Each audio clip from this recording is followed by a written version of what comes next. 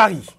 Paris, décembre 2023, Paris, France, un contexte multiculturel, un contexte qui réunit de multiples cultures. Et parmi ceux-là, il y a la République démocratique du Congo, RDC, et Loko Yamakasi. Je disais Paris, décembre 2023, mais aussi RDC, décembre 2023, ouf, instant crucial. Instant crucial de par ce contexte, ces cadres qui se présentent pour la RDC, le cadre des élections. À plus forte raison, les élections présidentielles. Oui, élections suggéraient, inciteraient aux enjeux politiques. Mais par rapport à la République démocratique du Congo, on a fini par comprendre qu'il n'y avait pas seulement des enjeux politiques, il y a aussi des enjeux diaboliquement signifiés par les intentions occidentales, intentions hors Congo.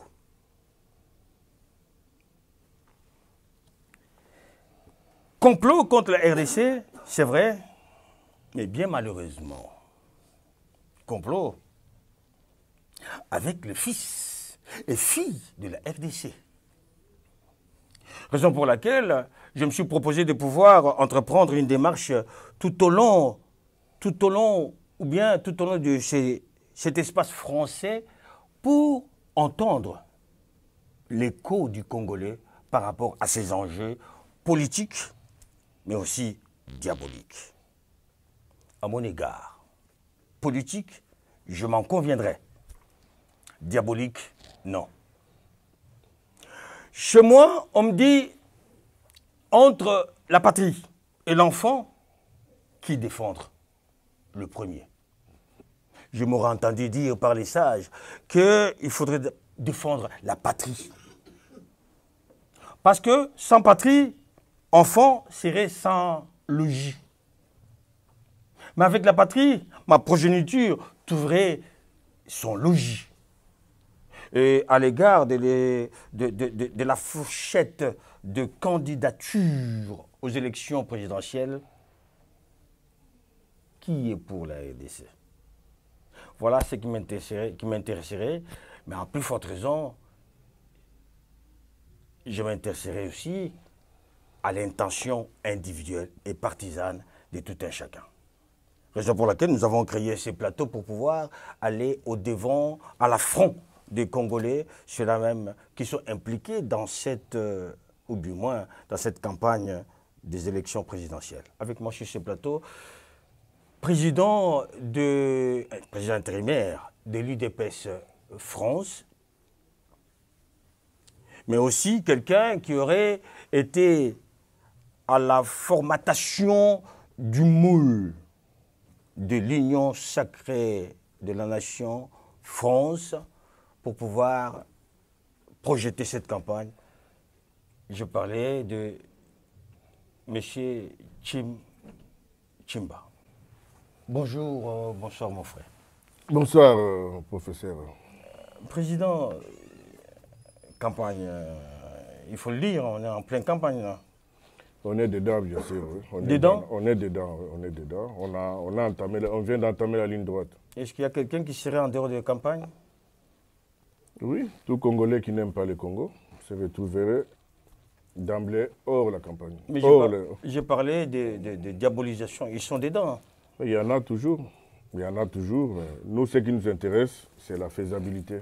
C'est qu'au 20 décembre de cette année, le président de la République aura respecté la Constitution. Vous anticipez mes questions, le président de la République, c'est vrai. La faisabilité des élections, c'est quoi? La faisabilité, ça veut dire le vœu du chef de l'État, hein, au travers de la commission indépendante, la CENI, de se déployer pour qu'au 20 décembre, qu'il y ait effectivement des élections. Parce que vous êtes un responsable. Quelle différence y a-t-il entre la CENI d'aujourd'hui et la CENI de demain? La différence, c'est d'abord la façon de Quelle assurance? L'assurance, ça veut dire, à travers déjà le président de la CENI, M. Kadima, qui est un technicien, et qui a y a presté dans d'autres pays, la communauté européenne ne travaille pas à la CENI. Ça veut dire, en tant qu'observateurs, ils ont la lassitude de venir. Mais ce n'est ni le gouvernement de la République, ni la CENI qui aurait, entre guillemets, renvoyé la communauté internationale. Ça veut dire, la communauté nationale, n'étant pas sûre que les élections auraient bel et bien lieu, n'avait pas, ou à ce moment, n'aura pas la possibilité d'envahir... Fallait-il qu'elle soit sûre, la communauté européenne? Depuis longtemps que le chef de l'État avait annoncé qu'il y aura bel et bien l'élection. Mais parce que autour de cette communauté, il y a aussi plusieurs candidats qui pensaient qu'il n'y aura pas élection par rapport à tel ou tel autre. Quelle différence, parce que vous avez déjà anticipé ma question pour savoir quelle serait votre tendance, bien que vous soyez déjà affiché dans vos tendances. Naturellement, oui. Oh là là. Oui, naturellement. Naturellement. Oui. Les candidats numéro 20. Naturellement. Naturellement. Hein, comme la plupart des Congolais. Donc vous n'aurez pas voulu que je vous pose la question. Bon, comme ça Pourquoi Fachi et pas les autres? D'abord, en tant que Congolais vivant en dehors de la République, c'est pour la première fois qu'un président de la République pense aussi à nous, pense à nous valoriser, pense à nous faire intégrer directement dans les processus de la gestion de l'État. Depuis que le Congo est Congo, les Congolais de la diaspora n'ont jamais été respectés. Mais aujourd'hui, on nous donne cette opportunité de participer à la gestion, directement à la gestion de la chose publique. Ça, c'est un point que je ne sais pas, c'est un point très capital pour moi et c'est un point encourageant pour lequel je dois et j'insiste à ce que les Congolais de la diaspora puissent quand même avoir cet aspect de choses et éventuellement voter pour les candidats numéro 20. J'aurais sous-entendu quelqu'un qui me disait que Fachi aurait pu être magicien, mais parce qu'il n'a pas été magicien, il n'a pas transformé la RDC en Allemagne d'Afrique. Merci beaucoup, mais je vais quand même recadrer les choses parce que pour ceux qui ne le savent pas, pour ceux qui le disent, c'est parce qu'ils ne le savent pas. C'est rare quand même de constater qu'un candidat président de la République en 2018 avait préparé son projet, non pas pour 5 ans, mais son projet était étalé pour 10 ans. Ça veut dire qu'il avait une vision. Une vision par rapport à quoi? Parce qu'il savait, avant même d'accéder, avant même de postuler, il avait l'aperçu de ce qu'était notre pays. Parce qu'après quelques... Bon, on va parler de 5 ans. Mais lui, il a eu qu'à travailler au moins 3 ans. Et en dehors de ces 3 ans, il a démontré que non, effectivement, le projet que j'avais, ça veut dire vaincre la pauvreté, qui était étalé sur 10 ans, en dehors des 3 ans, il a sorti les pays dans les gouffres dans lesquels il l'avait trouvé. Le président avait dit, c'est lui qui a tous les tableaux, il avait dit à ses compatriotes congolais comme quoi il avait trouvé ces pays-là en état d'agonie. Président Chim, j'ai l'impression que le président doit être au four au moulin, parce qu'Ali Kassi, je l'ai suivi là, il a interpellé la population l'a interpellé en retour pour dire la gratuité de l'enseignement, l'éducation primaire n'était pas effective à l'ICASI. Et il était étonné. Et quand on condamne, on veut dire que c'est comme s'il fallait que le président aille travailler à l'ICASI. Monsieur le professeur, quelle charge je n'avais pas terminé à répondre à la première question. Si vous pouvez un peu me rafraîchir la mémoire, parce que c'est une question très capitale, vous comprenez? Oui. Bon, voilà, bon, c'est pas grave, on va passer Allez-y, vous savez, la gratuité de l'enseignement, ce n'est pas l'émanation du président de la République, parce que c'est constitutionnel. Oui. Lui, il est venu, en tant que visionnaire, et c'est mettre cette gratuité en application, en exergue. Ça veut dire que quand il est arrivé au pouvoir, il s'était rendu compte qu'il y avait plus de 4 millions d'enfants. 4 millions d'enfants qui n'étaient pas scolarisés. Non seulement scolarisés, mais qui n'étaient même pas sociabilisés. Alors, en mettant en place la gratuité, de la manière d'où cela avait été pendant la première année, le chef de l'État avait permis à ces plus de 4 millions d'enfants de sortir ne fût-ce que de chez eux pour aller même découvrir autre chose. Bon, à l'époque, cette gratuité qui était d'ailleurs combattue par ceux-là même qui avaient la vocation de la défendre. Mais aujourd'hui, à Kinshasa, effectivement, quand vous me dites qu'à Kolwezi, il a eu ça, bon, ce sont Alikassi. Alikassi, oui, bon, ce sont des cas d'exception. Mais au moins, le plus important, c'est qu'il fallait déjà avoir le courage là de mettre en application, de mettre en exergue cette gratuité. Or, pendant plusieurs décennies, la plupart des chefs de l'État, bon, c'est bon, pas avant quand même, cette gratuité existait. Parce que j'ai signifié la gratuité de l'enseignement et tout ça. Oui. Vous avez d'autres exemples par rapport à ce que moi j'ai proposé? Ah, par rapport à la gratuité ou bien par rapport à quoi? Non, non, la gratuité, ça a été fait. Au jour d'aujourd'hui, les problèmes ne se posent pas tellement. Ce qui donnerait raison. Parce que Fachi? avant, les problèmes se posaient. Pourquoi? Parce que la plupart des Congolais ne comprenaient pas comment est-ce que le président pouvait mettre en place pareil dispositif, parce qu'il n'y avait pas autant d'infrastructures.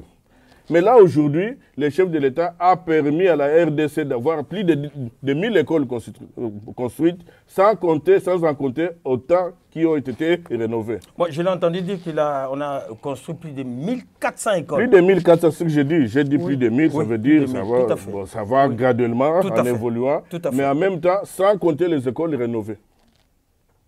Voilà pourquoi aujourd'hui, quand vous promenez au Congo, vous n'allez plus entendre ce bruit. Non seulement ça, cette gratuité a été accompagnée par la rémunération des fonctionnaires, ça veut dire des professeurs, des maîtres, qui sont en train de suivre cette gratuité. Et à part cela, à part la gratuité de l'enseignement primaire. Oui, l'enseignement de base, comme on dit. Oui, en même temps, il a promis à ce que cette gratuité ira jusqu'aux études universitaires. Et il s'arrête là? Voilà pourquoi nous devons lui donner ce second mandat, parce que c'est rare, parce que vous comprenez, un pays où les enfants ne sont pas scolarisés. Président, ça on a compris. Vous êtes politique et tout ça, c'est vous qui avez le projet et tout ça, mais c'est comme si vous vous cantonnez à la gratuité de l'enseignement primaire, l'enseignement de base, comme vous dites. Il n'y a pas autre chose? Non, mais il y a plusieurs choses. Ça dépend. Le chef de l'État, d'abord, ce que je veux vous dire, il est venu sortir la RDC de sa léthargie à travers plusieurs réalisations. Pour conclure, en résumé, pourquoi allez-vous demander à quiconque de pouvoir porter sa voix électrice sur Félix Antoine Tshisekedi Tshilombo, autrement dit Fachi Béton? D'abord, quand vous regardez l'homme, tout Congolais aujourd'hui, si vous posez la question à tout Congolais, il va vous dire que non, le président Félix Antoine Tshisekedi Tshilombo a la volonté de faire développer le Congo. Comme tous les candidats? Non, non, ça veut dire, avec lui, c'est palpable, ça se voit. Depuis qu'il a... Les autres, ils parlent, ils sont dans la démagogie, dans la campagne. Mais lui, il est en train de pratiquer sa volonté. Hein? Vous comprenez? D'abord, en partant de là, moi je me dis, c'est important, ce que je demande à mes compatriotes d'aller voter le président de la République.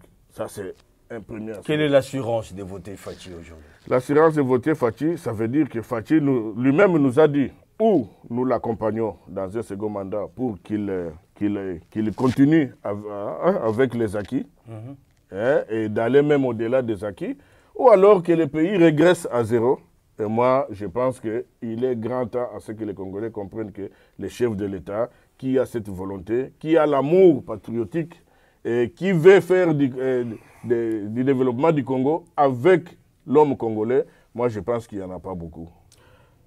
Que pouvez-vous dire à tous celui, toutes seules, Congolais, Congolaises, enrôlés pour le 20 décembre prochain? C'est ce que je dis. En tout cas, si vous êtes Congolais, vous devez savoir que le Congo est en phase d'un tournant de son histoire. Parce que depuis, ça m'engage que moi, la République démocratique du Congo n'a jamais été indépendante. Donc, moi, je pense qu'à travers ces élections qui seront réalisées avec la volonté des Congolais, avec les moyens propres des Congolais, moi, je pense que si vous vous dites Congolais et que vous aimez votre patrie, il faudrait ce jour-là vous lever pour aller poser votre bulletin dans l'urne, parce que ce bulletin-là définira la suite de votre appartenance patriotique pour la République démocratique du Congo. Et moi, je pense qu'au-delà de ça, tout Congolais qui a eu l'opportunité d'aller se faire enrôler a cette obligation-là, parce que nous pensons que l'avenir du Congo ne dépend ou dépendra que de nous-mêmes, Congolais. Donc, le changement du Congo ne viendra ni de l'Orient ni d'Occident. Ce développement-là débouchera ici que des Congolais. Merci beaucoup, Président Frédéric Fachi. Bon, il y a des Fachi dans Chim dans Fachi. OK. On peut bégayer. C'est notre modèle aujourd'hui. Le Chi. Non, le président Fachi, comme Fachi. vous voulez dire. D'accord. Merci beaucoup. Avec un grand plaisir de vous retrouver tout à l'heure parce que dans quelques jours, nous serons sur les terrains avec l'équipe de Géry et Pichou et moi-même pour pouvoir couvrir la campagne présidentielle. Merci, Président Fachi. Merci beaucoup, professeur. C'est moi qui vous remercie de l'invitation. Merci. Je vous en prie.